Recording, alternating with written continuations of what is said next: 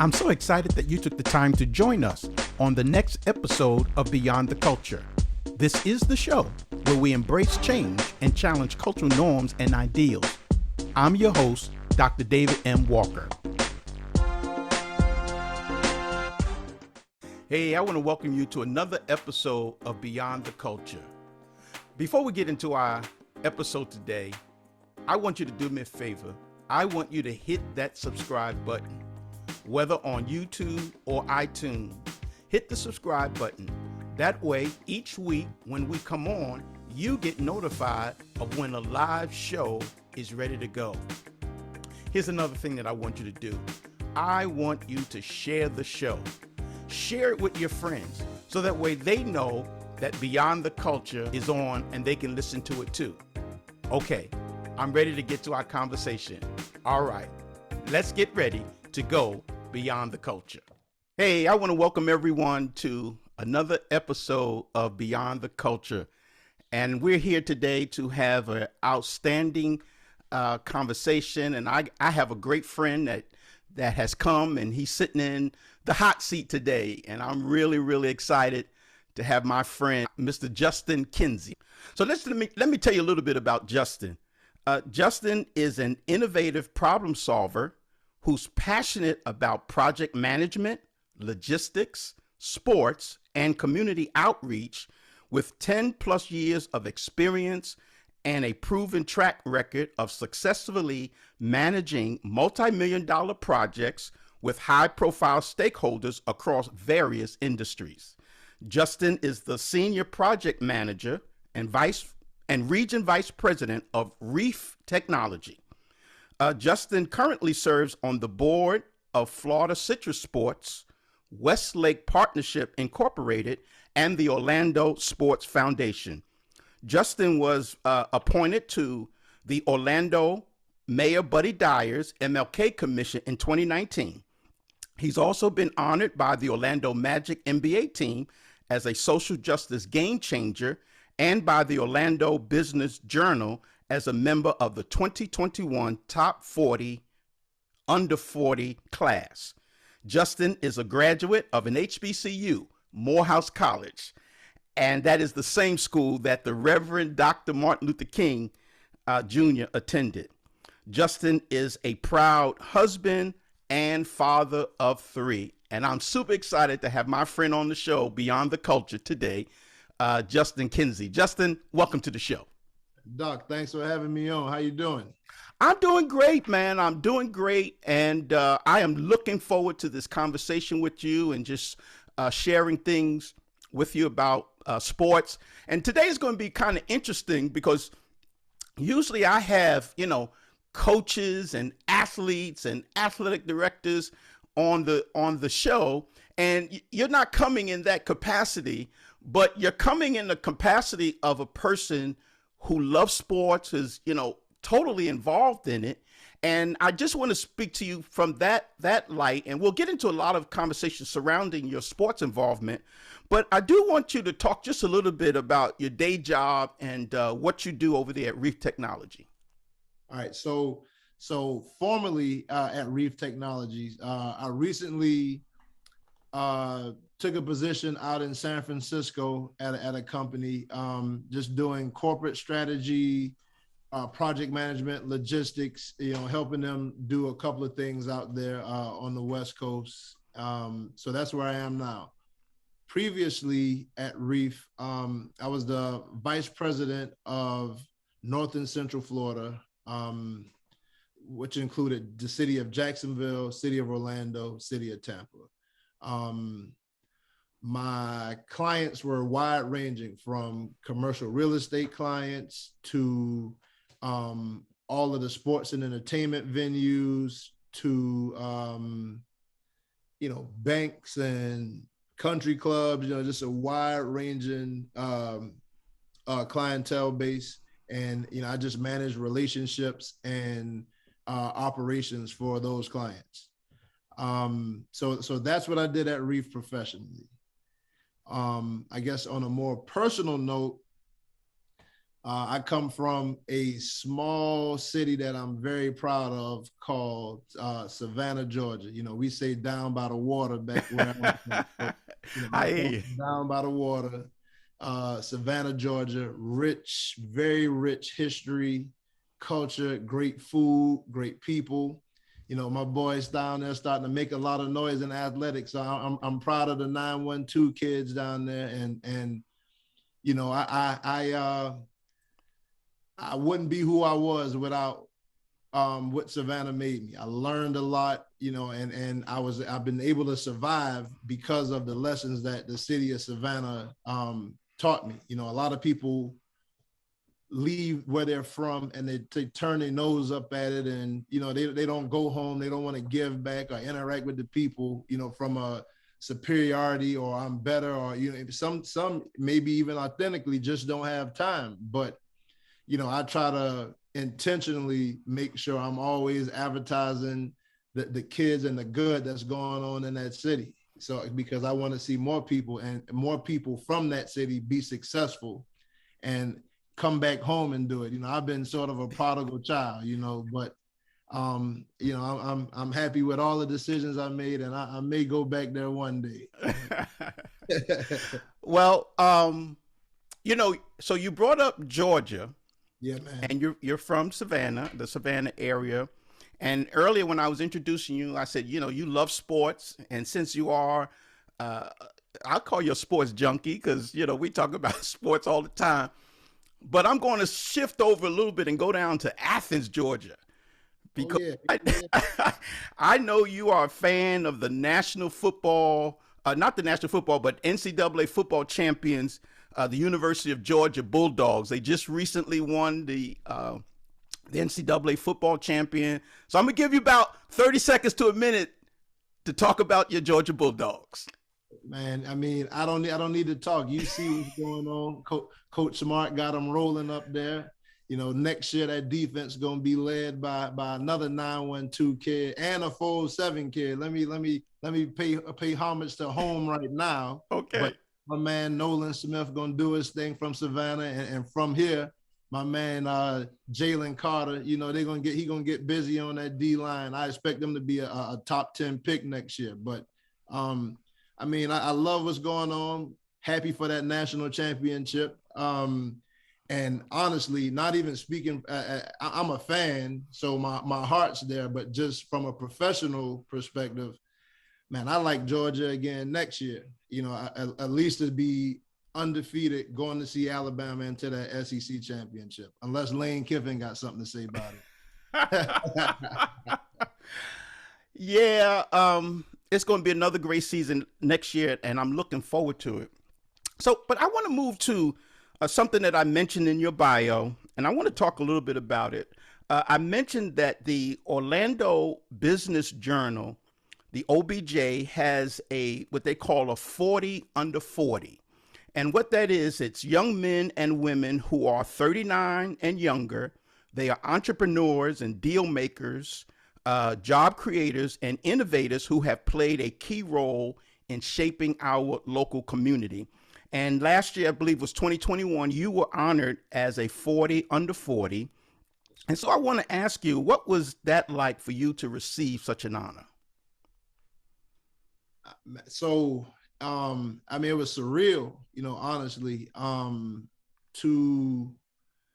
be acknowledged on that level for just the small part you play in day-to-day life was a tremendous honor. I wouldn't say it was rewarding. I find validation in things outside of awards, but it was very good to be acknowledged by my peers and the people in the city of Orlando. And I'm sure, as you know, as I said, it was a great honor for you. And you know, I congratulate you because you know sometimes people think you got to be an old man like me in order to do things well. But to receive such an honor and to be under 40, I mean, that's really outstanding. I want to also now move to something, because again, we're talking about sports. Yeah. And, I have this saying that, most people passively watch sports for entertainment, but sports actively turned me into an effective leader. And I think that that's really one reason why you got that award and that honor, because they see your leadership. And, sports has a way of teaching people to be effective leaders. And so that's how I see you. And it's something that I have lived with, and sports has taught me how to be an effective leader. But I want to talk about something that you said in that article on the Orlando Business, or in the Orlando Business Journal. You were talking about legacy and building of a legacy. And of course, you brought up a sports person to support how you were looking at things, and you brought up the name LeBron James. And let me give you your quote from that article. You said, "I have a lot of respect for the work LeBron has put in on and off the court to build his brand and his legacy. Legacy is more than leaving material possessions and money to your children. It's also spiritual, educational, purpose-driven, and communal. Legacy is something you have the power to work on now during your lifetime and leave behind for others, generation after generation. I draw inspiration from the way he has built his legacy that's still being defined." So my question to you, Justin, is why is LeBron's way of doing things so impactful for you? So first, age. So I'm 20 days older than that brother. Wow. But so growing up in the same time, in the same era, and then seeing him like a living legend have the impact of Jackie Robinson, Kareem Abdul-Jabbar, all of the greats that have done, Muhammad Ali's of the world, that have used their platform to affect the world beyond sports and entertainment. So to see it being done from a guy that's like the same age as me, makes it super special. So similarity in stories. He has a high school sweetheart. I have a high school sweetheart. That's my wife today. I had a pretty good 10-year run, not as well known as he did. He won a couple of rings and Olympic championships and stuff out of it. But in my career, I've experienced success at a high level, while maintaining my beliefs and impacting the community as well. So I just draw inspiration from it, and really appreciate everything that he's doing out here for us. And I totally agree. He has set a standard where you can, we all know that he didn't go to college. We all know that. He had the athletic ability and talent to go right from high school into the college. Now, everyone can't do that. And I want those of you who are listening, everybody can't do that. No. But it was something that he did. But yet, even without a high school education, he still went to school by learning business, right? And learning, getting insight to, building a business and establishing yourself. We're talking about building a legacy and all the things that he's doing. Yeah. You're going to say something? So the other part of that, the learning, let me tell you what LeBron did.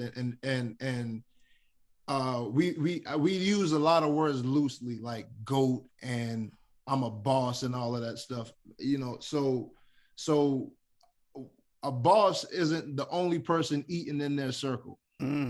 That's not it. You listen to, I won't even bring up scripture. I want to speak to what people relate. I mean, they relate to scripture, but what people talk about every day that don't profess the same beliefs that I do. So we can talk about it from this context.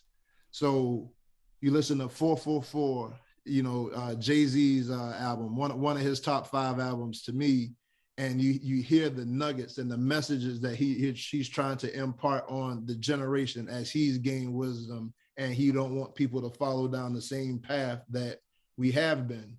So you look at LeBron, one of the things he said is a man that doesn't take care of his family can't be rich in one of his songs. It's a Family Feud, I think. Okay. So he said that, and you think about it. Of course, he's talking about his family, like his wife and his children. But then the people that he has around him, that's his family. So from a legacy standpoint, LeBron took other uneducated people, or people seen as the have-nots or the less thans, and put them in positions at such a high level that they can survive on their own. Everybody knows who the boss is, but respectively, Maverick Carter can go move on his own. What's my man named Leon?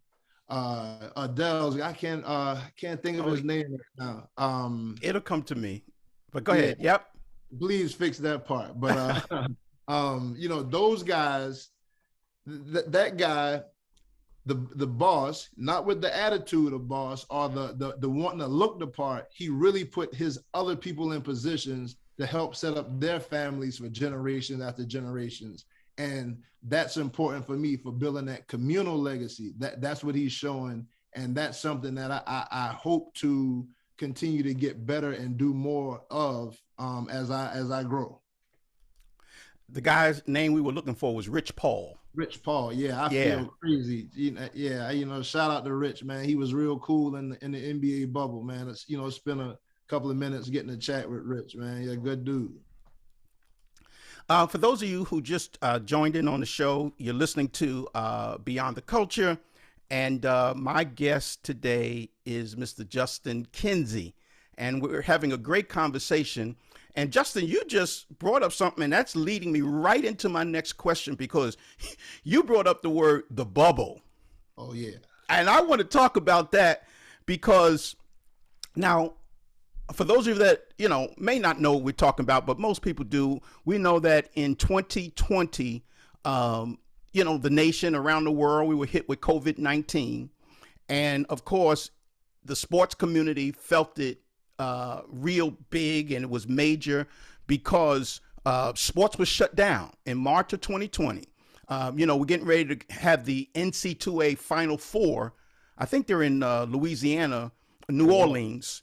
But in 2020, all sports shut down in that March. The NCAA men's and women's tournament was canceled. MLS soccer was canceled, and the NBA canceled their season. And they thought of how they were going to finish the season. And of course, Central Florida came to the rescue. Yes. Yep. Central Florida. I'm understanding that, a couple of guys, one guy that's involved with MLS and other things, they got their heads together trying to figure out how they could finish up the season. And this philosophy or term, or I should say solution to the problem, was called the bubble.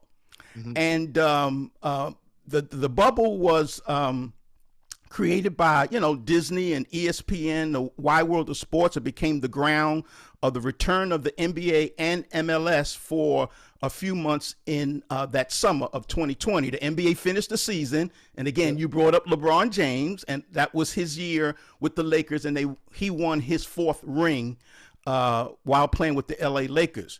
But I found out that you, Justin, and your company was involved with the bubble. And I want you to tell us about it, because this right here is news to me. I mean, I know about the bubble, I know who won, but I had no idea that you and the company was involved in some way. So what I want you to do, if you don't mind, tell us what it was like being connected, with that COVID-19 situation, helping the NBA, and what role did you play in the success of the NBA bubble tournament? Man, so it was a crazy time. I like to call it the greatest sports social experiment on earth. Wow. Yeah. So, I mean, it was the world was living in a time of unknown. The entire world, not just here, but we long for the feeling of normalcy. So, thank you to the leadership here. Here in the state of Florida, the local leadership here, the city and county mayors, and the NBA and a bunch of other people, came together and decided, MLS was separately, but, we'll just speak from the bubble perspective. They decided that this is something we want to do. We want to finish the season, bring some normalcy back to the country, just have something. That's the power of sport, to bring comfort, to unify, to, just transcend all boundaries, even at hard times. They decided to do this thing. So, fortunately or unfortunately, depending on who you talk to, we were positioned here in the state of Florida at a place that allowed business to continue while the bubble happened. And a lot of local forward thinking and leadership helped spur these things to happen. So when COVID happened, we managed operations at the Amway Center and Camping World Stadium, Dr. Phillips Center, all of this stuff. A lot of the bread and butter is surrounding sports and entertainment venues. So sports world shut down. It's like, what do you do? So, man, it was tough. We had to furlough a few people, but we started to think and work with local forward-thinking people about how do we keep people working in this community, using the resources we have, but then also impact the United States and the greater community at large. So there was, I don't know if you know this, but the Amway Center was converted into a warehouse during the beginning of COVID, where the employees that worked there, so instead of them losing their jobs, great partners over at the Orlando Magic and Advent Health,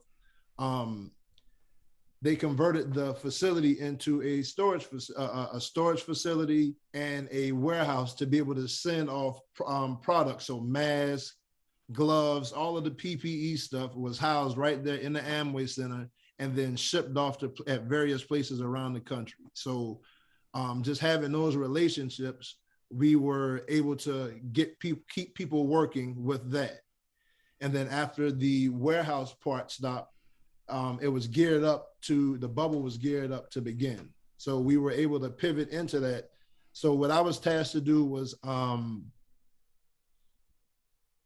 we had to figure out how to make testing work to keep people safe in the bubble. And I'm like, oh my goodness. But this is where the problem solving thing comes in. That's a skill transferable across any industry, being able to solve problems and think through things, a how guy. So how do we do this? So we converted a few of the ballrooms into testing areas. There was, super strict security. You couldn't get close to anything without certain credentials. And, we converted these trailers, basically construction trailers, into testing centers. And we were testing all of the employees and everyone that was working the bubble, as well as the NBA players, the executives and officials. And in the bubble, there was no positive test for COVID. So, Okay. that was a huge success. But yeah, that's the part I played in figuring out how we test everybody and keep everybody safe in the bubble. And let me just say that, clearly it was a success. Clearly, because the NBA got to finish their season. LA got to raise the championship. And my boy win one. For the Lake Show. That's for the Lake Show. Yes, sir. Yeah, and I want to celebrate you and your role in helping sports get back. Yeah. That again? Small role. I was saying small role. Listen, but whatever role, whatever the amount of it was major, because guess for us who love sports and who watch sports and who wanted to see the NBA finish the season, that small role helped us to, get our sports back.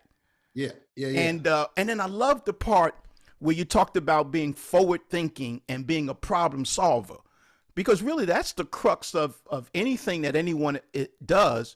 is being a problem solver, because you're going to have a problem, and the only way for you to move forward is to be able to solve it. Yeah. Yeah. That's it. Yeah. So, how do we, when it comes up, all right, even if it's bad, we know it's bad already. How do we get out of bad? Or how do we make bad as best as it possibly could be? Sure. Yeah. Did you have interactions with the players at all? I did. Okay. Give me one quick story about any of them. So being an ex-athlete, I still stick to that code, man. You can't tell what goes on in the locker room, right? All right. Do it. So I'm gonna respect those guys, and not put those stories out there. Yeah, I understand that, and being an ex-athlete myself, I respect that. I definitely respect that. I want to move to another topic, because you were honored by the Orlando Magic as a social justice chaser, social justice game changer. That's what it should be, a social justice game changer. You've also were enrolled in a DEI program, diversity, equity, inclusion, trying to, to develop more of diversity and inclusion matters, which is very, very important today. And I'm glad to know that you are actively involved. And, earlier I mentioned that you went to Morehouse, and we can see it right there on your shirt. Morehouse College. You're a Morehouse man. Morehouse man. Yeah. I know that's right. And you're watching them lately? Morehouse? Yeah, man. Hey, follow them on Twitter. Okay. Look at how aggressive Morehouse is going in recruiting and trying to, keep that program and get it to that high level. And, Coach Russ, Coach Raw, all them boys, they just hired Coach Doug Whitler's the head basketball coach. You go check them out, man. I certainly will. But I also mentioned, and as most of us know, Dr. Martin Luther King Jr. is a Morehouse man. And since we're talking about, social justice and being a game changer, we know what Dr. King said, one of his quotes that he left on record. He said, "Injustice anywhere is a threat to justice everywhere. We are caught in an inescapable network of mutuality, tied in a single garment of destiny. Whatever affects one directly affects all indirectly." And that's quote unquote by the Reverend Dr. Martin Luther King. So my question for you, Justin, is why is social justice a passion for you? And why do you think social justice and sports should be linked? So why is it a passion for me, and why social justice and sports should be linked? Okay, so I'm gonna answer the second question first. Okay, and it'll answer the first question. Okay. So, the power of sport to impact is, like I said earlier in the conversation, it has the power to transcend all boundaries. So, things in that class that come to me is art, music, good music, love transcends all boundaries. But so does the power of sport, and it has the power to unify. So in a place, especially here in America today, where and I want to be careful when I say unity, because we don't have to all agree on the same things or be the same way, but unified in our rules of engagement, I think, is something that's important. So we should all agree to have love and respect for everybody, regardless of race, creed, color, any of that, any of those things, or any of the things that separate us. So what sport does is it takes people from all kind of backgrounds, even from not just the athletes on the field, but also in the business behind it, because you need something to make it run. So with the NBA being predominantly African American, the players are, man, it's not 30 NBA owners don't know what appeals to the culture of those people. So you need to be able to partner with people who can identify with those people. And it's times where like you wouldn't normally see a Mike Rubin or a Roger Kraft with a Lil Baby or somebody like that. The crowds just don't mix together. Mm-hmm. But in order for them to be successful, they were smart enough to say, hey, I need to go mix in with this crowd so that I can, continue to keep business going. Without sport or money, that doesn't happen. So, from the back end, there's a unifying power of sport where you can cross cultures, but then on the front end. So I recently went to a Team USA national qualifying game. Crowd was phenomenal here in Orlando. And, you saw Blacks, whites, Democrats, Republicans, poor, rich, whoever in the stadium.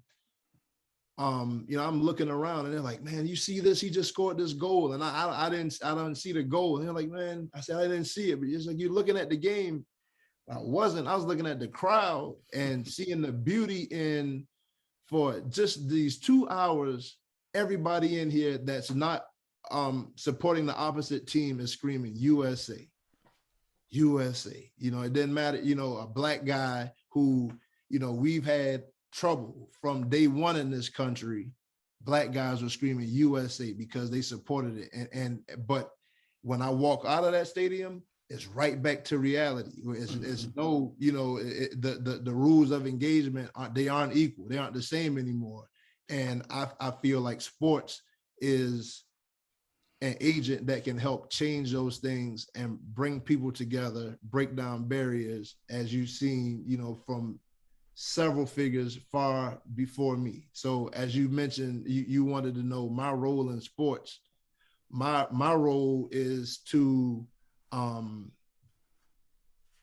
help connect and bridge people, be that intersection of business, sports, and community, as you see done by Greater Orlando Sports, Florida Citrus Sports. They're doing a great job over there at Florida Citrus Sports through using that stadium to impact the city with programs like Lift Orlando and, partnership with the city of Orlando and Arnold Palmer and some private partnerships to put that park in Lorna Doone, the Boys and Girls Club and stuff. So they're using sport, the power of sport, to impact the community. And that's what I do. That's my role in sport. I just love it.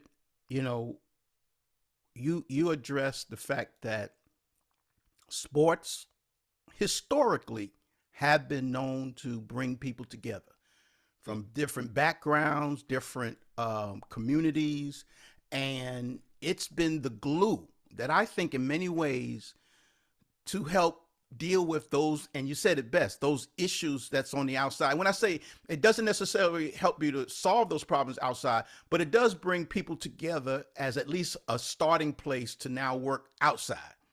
Yeah. And you talked about how that's happening in Orlando, and I think we still have to keep pushing. To keep pushing for a lot of work left to be done. Yeah, locally and of course nationally and internationally. Yeah. Social justice issue, diversity issues, gender issues, and a lot of things are not going to be easy to solve. No. Yeah, because there's a few coming around the corner and not going to be easy to solve, but people still have to be willing to attempt to solve those differences and issues that we have. Yeah, some of them aren't easy for me.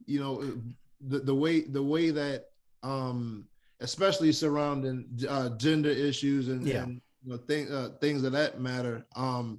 This is my stance and position on all of that. So I'm pro love.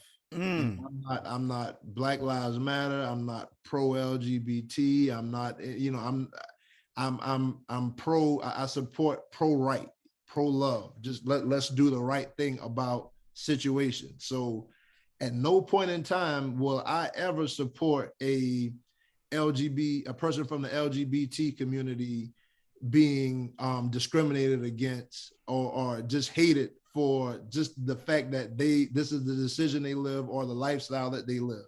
That's unfair. Just like it is for a Black guy to not have an opportunity simply because he's Black. That's unfair. So I'm anti-discrimination. I try not to attach myself so deeply to. I think it's a funny meme out. I'm pro, everything, or I'm pro whatever's happening right now. Like that's a dangerous place to be in. To be pro everything. I just don't. It's weird to me. But what I am pro is love and supporting, like you mentioned, my Morehouse brother and drum major to the world, Martin Luther King, and his mission of, nonviolence and anti-discrimination for all people, no matter what. So I think that's where we start. That's where I start at when it gets to hard issues. Empathy, love, and respect. That I always go back to that. So and I go have hard conversations too. Like I've met with various backgrounds that I may not understand their perspective. Man, I'll go talk to those people to find out, hey, what are you thinking on this, or why do you see things that way? And then I hopefully get to share, my thoughts on it. And worst case, we agree to disagree, but I walk away with a brother because I went to try to understand. I didn't just assume or, oh no, you don't think like me, so you got to go, you got to get out of here, or as we say in the culture now. Oh, that energy, energy. Everything is, energy. Whatever. Well, Justin, listen, we have had an outstanding conversation today, and I really appreciate you coming on the show and spending some time with us, sharing your views and your opinions. Before we close, give us your social media. So if someone is interested in connecting with you, just give us some of your social media information. So at LinkedIn, Justin Kinsey, real name, and Twitter, no IG, no Facebook. So on Twitter at MBK Jack, JACK 912. That's my Twitter handle at MBKJACK 912. Yeah. All right. Well, Justin, again, thank you for being on the show. And as I say to all my guests, you have gone beyond the culture, and I thank you for being with us today. Thank you for having me, Doc. Much success to you and continued success with the show. I'm looking forward to see this thing take off and be more impactful to our culture. Thank you, Justin, and you take care. All right, take care, Doc. Now, if you want to continue to hear inspiring interviews like the one you heard today, I want you to subscribe to this podcast on iTunes, Spotify, or your favorite streaming platform. Also, rate the show and please leave a comment. I would also love it if you would share this podcast with your friends to let them know that we're on. Finally, you can email me at beyondtheculturepodcast@gmail.com. I'd love to hear from you. This is your host, Dr. David M. Walker, and we'll talk again on Beyond the Culture. Take care.